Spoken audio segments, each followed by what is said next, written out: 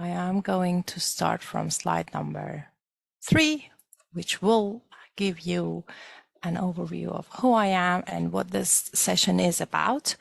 I am peer review innovation lead at Elsevier. I joined Elsevier 10 years ago. I'm a physicist by education and started my role in Elsevier as an internal managing editor and then eventually moved to the role I have now. Today, I'm going to talk to you about peer review. So starting with the basics, what is peer review, how the community thinks about peer review, and what are different peer review models. And then hopefully we will have enough time to give you a flavor of how as an editor you can find good and willing reviewers, and then as a reviewer, write a good peer review comment. And then I will summarize and finish by inviting you all to get involved.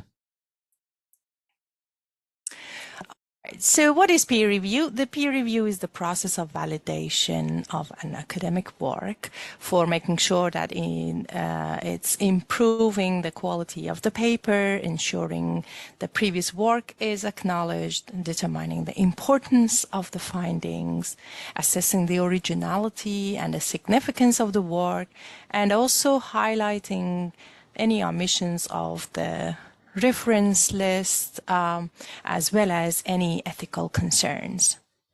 Peer review includes internal journal editorial staff and editorial offices, as well as external researchers, and cannot be complete without having both in place. I'm going to share with you some of the survey results that we run rather frequently. Specifically about peer review, we ran a survey across the globe for researchers to understand what do they think about peer review and their level of trust in peer review. And then reran the survey 10 years after in 2019. The link to the survey is also available on the slides. You will have it later. I'm going to give you a flavor of it. When we asked, please extend to which statement you agree or disagree, it seems that peer review, everyone agrees that is there to improve the quality of research as a whole. People in the research community believe that it takes a reasonable time from them to review an article, and they believe that it is well understood among the research community, but unfortunately, the public doesn't really know what peer review is, and I think the pandemic showed that quite clearly to everyone. And it is also interesting to see that the research community believes that without peer review, there is no control in scientific communication, and also, the majority thinks that not only the manuscript, the narrative of the research, but also the research elements such as the data and supporting material that accompany the manuscript should also be validated. When we asked how do they define peer review, as I mentioned also at the beginning of our session, the majority believes that peer review cannot be complete without having an external researcher to criticize the paper. So member of the editorial team and 2 relevant researchers, 2, I emphasize, are being considered as the norm for a process to be called and qualified as peer review.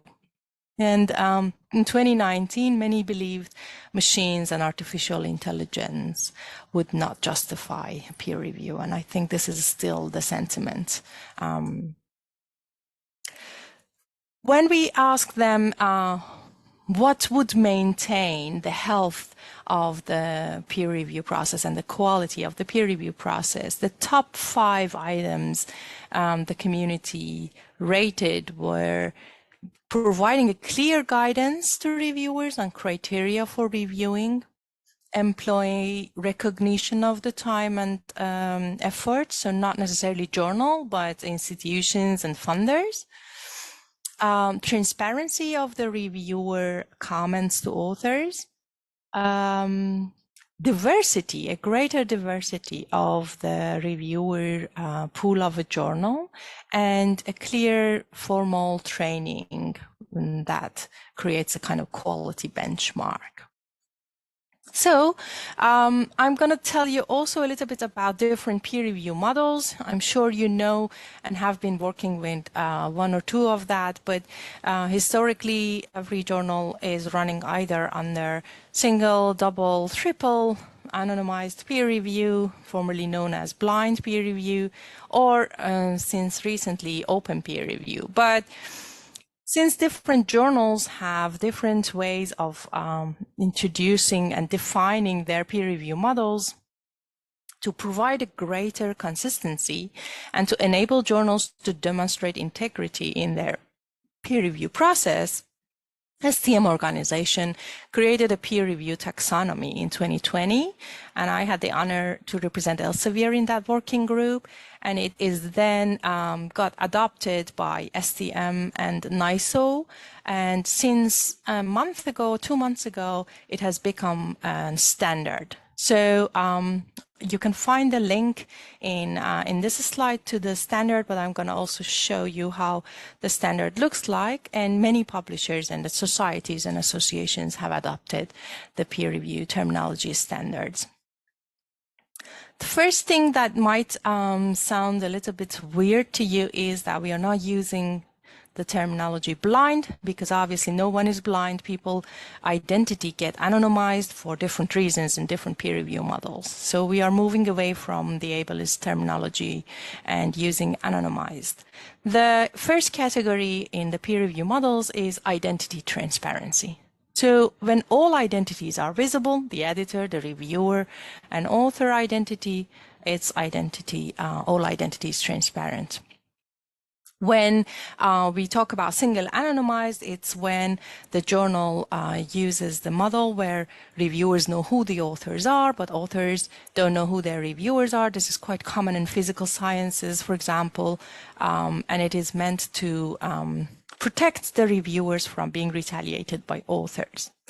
Double anonymized model is when neither reviewers know nor authors know about each other's identity. It's meant to provide a fairer peer review process to authors, but it's really difficult to thoroughly anonymize a paper and all these supplementary files and documentations, not to mention the self-citations.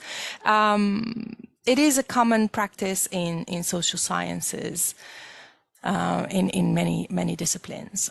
Triple anonymized is when the decision-making editor doesn't know the reviewer and author identities. So another editor chooses the reviewers for a manuscript, but then all the reviewer comments and the manuscript lands on the decision-making editor, who doesn't know anything about the identities of the authors and reviewers. And it is meant to also remove editor bias, which is not tackled in the double anonymized model. Then apart from the identities, we can think about interaction between different parts involved in the peer review process. So it can be that everyone only interacts with editor. It can be that reviewers can interact among themselves, similar to what eLife used to have. And it can be that reviewers can interact with authors directly. It's like what happens in Frontiers somehow. Another aspect in the peer review models is the information about the reviewer comment. So it can be that nothing is published when the article is published about the peer review comments.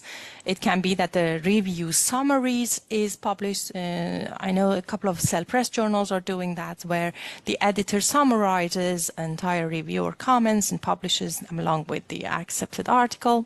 It can be that the full-length review reports get published, depending on authors giving consent or reviewers giving consent. It can be that the entire communication between author, reviewers, and editors gets published, not only the reviewer comments.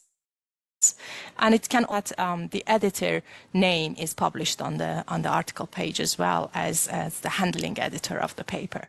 And then obviously there is the post-publication information that can be or cannot be made available.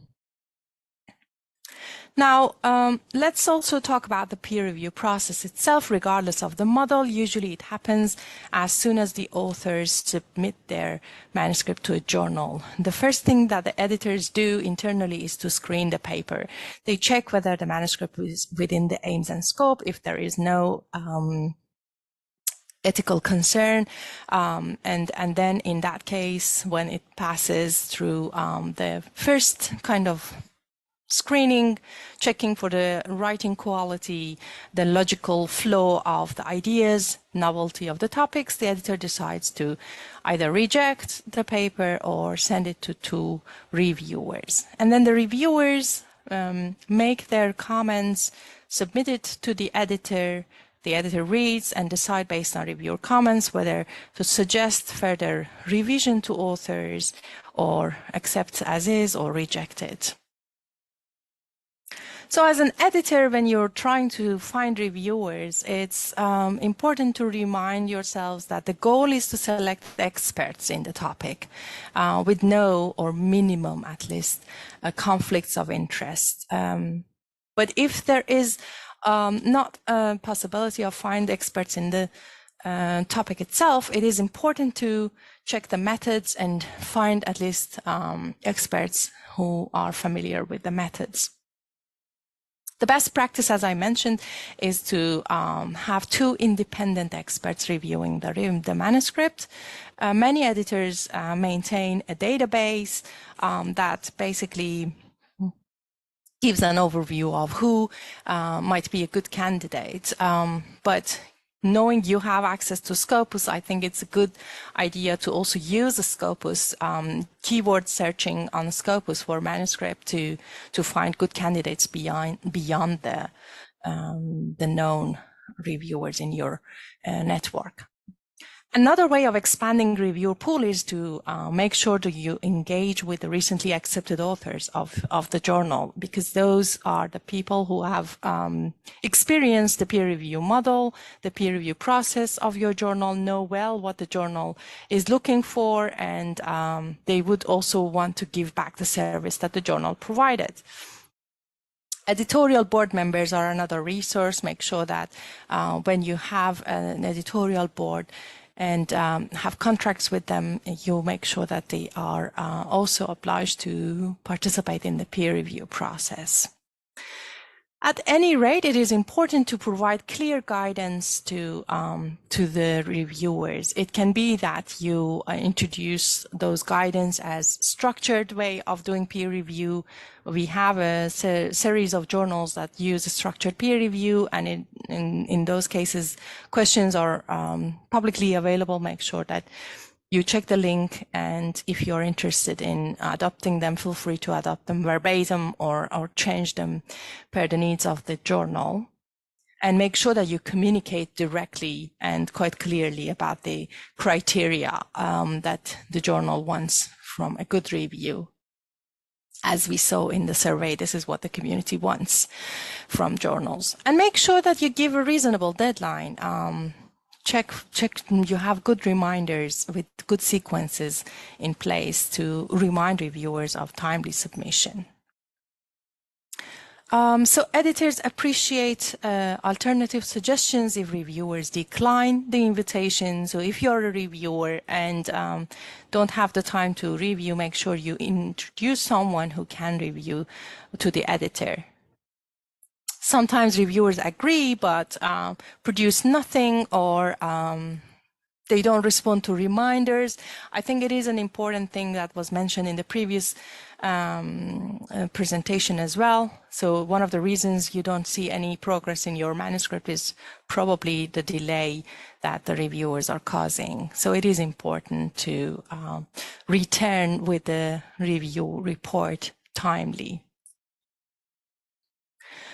These are a few examples that I took from actual review reports submitted to our journals that I'd like to share. This is what the editor doesn't want to receive, like a one-sentence good paper, but not very original. Or rather sentences, but useless. Interesting letter. The third sentence in first paragraph needs at least another word, perhaps change. Apostrophe like to deal with some aspects, so close quote, and this is not going to help the editor to make a decision. So as a good reviewer, you need to be accurate, provide an in-depth overview of the manuscript with your own thoughts and input. Make sure that the paper is appropriate for the journal and the community that reads the journal. Make sure that the quality and clarity of the writing is within the standards. The flow of ideas is good enough to understand what the authors are going to achieve. The literature review is up to date and adequate. The methods are appropriate. The statistics and the data displayed are appropriate. Conclusions are supported by the data, and there is enough evidence to ensure that there is no ethical concerns. When those review comments come to the journal, the editor usually screens for the tone of the review, because those are the comments that authors will read. So it is important to make sure that the tone is constructive, the tone is friendly. It can be that for harsh and unprofessional, condescending comments, the editors might edit those comments or simply remove them in their decision letter to authors. And then they make a decision. Reviewers only can recommend a decision type, but the editors are the ones who make a decision that can be accept, which rarely happens. It can be revised, major or minor, and it can be reject. And this is one of those condescending comments I share with you. I'm afraid this manuscript may contribute not so much towards the field's advancement as much as towards its eventual demise. So let's see, as a reviewer, you get an invite. What's next? If you want to be a good reviewer, check for your availability. If you don't have the time, reach out to the editor, ask if it is appropriate to extend the deadline. If not, make sure that when you decline, you suggest someone who can review. Make sure you also share any competing or conflicting of interest. For example, do you have any publication history with the authors, recent past, like past 3 years? Do you work in the same institute with the authors, any of the authors? Do you have any personal relationship? Or do you have any direct competing with any of the authors? These are all items that editors need to know, and they might not be able to find out using tools like existing databases. If you decide to accept, make sure that you read all the instructions and journal-specific requirements and keep the manuscript and your review confidential until the manuscript gets a final decision.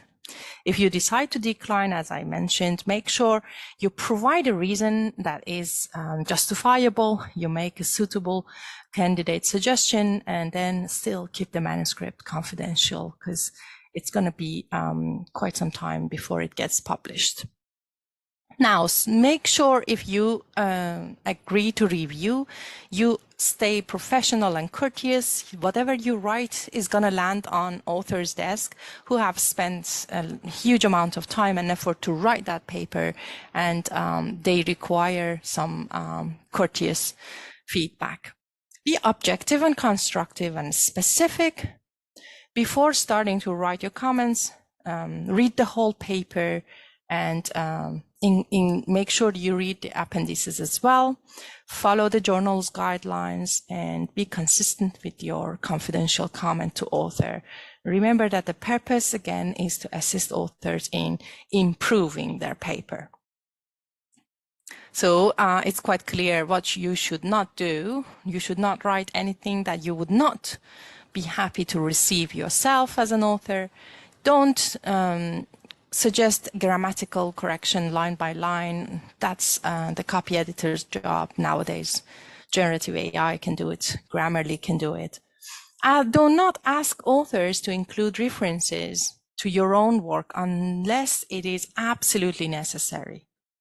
And do not request additional analysis, additional experiments, unless that is very essential to the claim that authors make in the manuscript. And then, keeping those in mind, you start to structure your reviewer comment to author. The first thing you do is to start your initial paragraph with a very high-level summary of your interpretation of the manuscript, not copy-paste of introduction of the manuscript or abstract of the manuscript. What do you understand from the paper? And also, what do you think are the strengths and limitations of the paper? Ask yourself, does the study add to the current knowledge? Does it challenge existing paradigms? Does it matter? And here is an example. The current study is on a topic of relevance and general interest to the readers of the journal. I found the paper to be overall well-written and felt confident that the authors performed careful and thorough field and spectral processing. The design of the field campaign combined with several micromet stations makes the dataset seem quite useful. However, the description of some very important points were inadequate or completely missing. I have very little confidence in one important analysis. And then you can go further and deeper into the points you want to make. Once you have that summary of your understanding and your concerns and praise for the strength of the study, start by your major comments. So what is it that fundamentally needs to change in order to make paper a better one? Start with the most concerning issue and work it down. For example, I have several significant concerns about the presentation and general results that should be addressed prior to publication. First, calibrate and validation of the employed models, and so on and so forth. Once you finish listing all the major concerns, you can start listing the minor comments. It can be that there are some confusing sentences or badly drawn figures or incorrect references or technical clarifications. An example can be in line 352, please add the range of estimation uncertainty to the trend.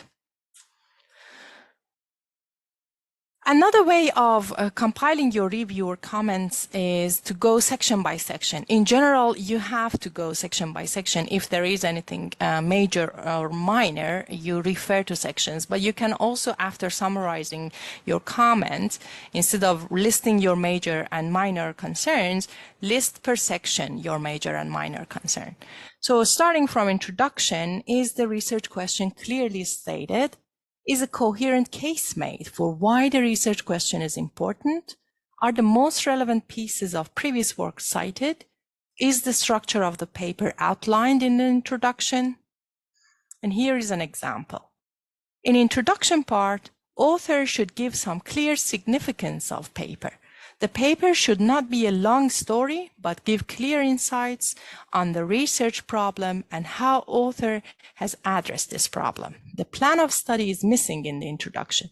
The author should give the plan of study at the end of introduction. Then on the method section, you have to ask yourself the question, have the methods been described clearly enough to allow others to repeat them? Are they the most appropriate way to answer the research question, which was clearly indicated in introduction? And if there are samples of human or animals involved, are the ethical approval reports included? Has there been any necessary information along with the manuscript that you need to check? Is the sex and gender of the samples properly reported? And here is an example. Limitation of the study's methods. A weakness in the methods used in this study is that it does not reflect this common practice in its methods. Instead, the study had the participants independently rate the exercises and only then discuss reconcile.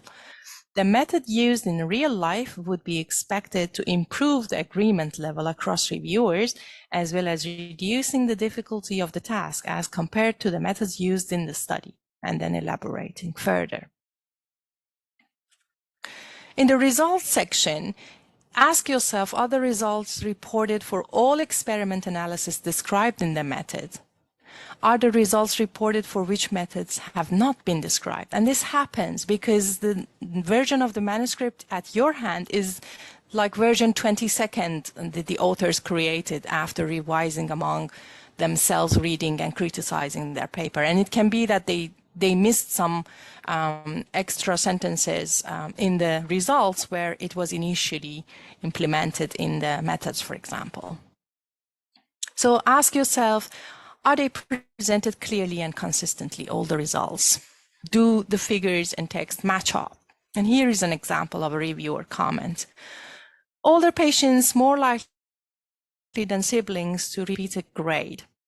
I question whether the overall comparison of 33% for patients is the appropriate comparison to sibling group. In order to address treatment effects, I would think the appropriate sibling comparison would be 2 grades repeated post-therapy only. Additionally, when reporting differences by age, need to know more about ages of siblings. In the discussion section, ask yourself, does the interpretation reasonably reflect the results, or have the authors gone beyond the data? It happens a lot that we as authors try to see the best in what we have achieved and somehow spin it towards what we want to see, which is not nearly what the data shows. Are the potential limitations presented? In many disciplines, we are not used to clearly identify the limitations, and this is the reviewer role to make sure that they are clearly pointed out. Do the results conflict with those of other researchers, and have potential explanations been proposed? Has the research question been answered, the one that was presented in the introduction? Have the authors summed up what the findings mean in the grand scheme of things? What is the next step for future studies? And here is an example. Does your data support your conclusion that the transected end of the pancreas should be closed with interrupted sutures and reinforced with omentum when there was a significant leak rate and there was not comparison data with other techniques? The title and abstract are also part of the paper. There was a question from the previous section about how a good title should look like. Now, thinking as a reviewer, here are some tips. Make sure that you have a title that accurately reflects the research question and the study type. For example, if it is a systematic review, that should be part of your title, systematic review on something. Does the abstract contain the aim of the study and the most important methodological details, or is it just a copy of bits and pieces of the introduction? Are the findings reported in the abstract a faithful representation of those reported in the main text? And is anything presented in the summary that wasn't described in the main paper? Again, it happens because the version you see of the manuscript is not the first time that authors read and change. And it can be that the summary and the abstract has not been changed according to all the changes that authors made in the last version that they submitted, the body of the text. Ask yourself, is the conclusion justified by the data presented in the abstract? And are the implications for future work stated in the abstract? Title and abstract are basically the visiting card of the papers. It is the one and only part of the manuscript that is publicly, openly available, and that is the part of the manuscript that makes a person to read, go through the entire paper, or just pass through the next paper. So it is very important to make sure that these items are being addressed in your review comments. Authors appreciate that. And here is a reviewer comment about title. The title is not adequate. Oh, sorry, there are so many Zoom items here in my screen, I can't read it. The title is not adequate for an academic paper. The authors should revise it to make the title more comprehensive and interesting for readers, and then follow up with suggestions. Here is a comment about the abstract. The abstract is lacking the information about the methodology and unable to provide the brief implications of the analysis. Your recommendation type. When you finalize your comments based on all the tips and tricks that I mentioned in the previous slides, you also are usually offered to choose a recommendation type, which can be accept, reject, minor, or major revision. If you choose the recommendation type accept, it means, very rarely happens, that there is nothing that this manuscript could benefit from improving. But still, make sure that if that is your choice, there is a good argument for you to recommend that. And then reject is another decision recommendation that you can make. It is based on major flaws identified, for example, just by skim reading. And make sure that if you choose reject, you provide good arguments for your recommendation. For minor revision, you basically choose this top reviewer comment recommendation if you would not want to see the revised manuscript again for a re-review. It provides arguments for your recommendation that matches your recommendation. Make sure you suggest how authors can address your comments, and make sure that you can distinguish between mandatory and non-mandatory comments. These are the things that you really want to see in the paper to be improved, and there are some optional suggestions that authors might or might not want to implement. Number your comments and refer to pages, sections, lines, so that everyone, including the authors and editors, can easily find which item you're referring to. And if you choose major revision, it means that you are requested to re-review the revised version of the manuscript, because you have asked authors to do major changes in the manuscript, and it would be unfair and irrational for a reviewer not to want to re-review the revised version. Make sure, again, you number your comments, you provide arguments for your recommendations, and you suggest how authors can address those comments and suggestions. And again, distinguish between mandatory and non-mandatory comments. At any rate, the final decision is the editor's. You make recommendations, but it can happen that the editor recommendation at the end, the decision that the editor makes, is not aligned with your recommendation, because the editor sees other reviewer comments and they also have their own judgments. So do not get upset if you see the manuscript gets a decision different from what you recommended. And usually the editors notify reviewers about their decisions.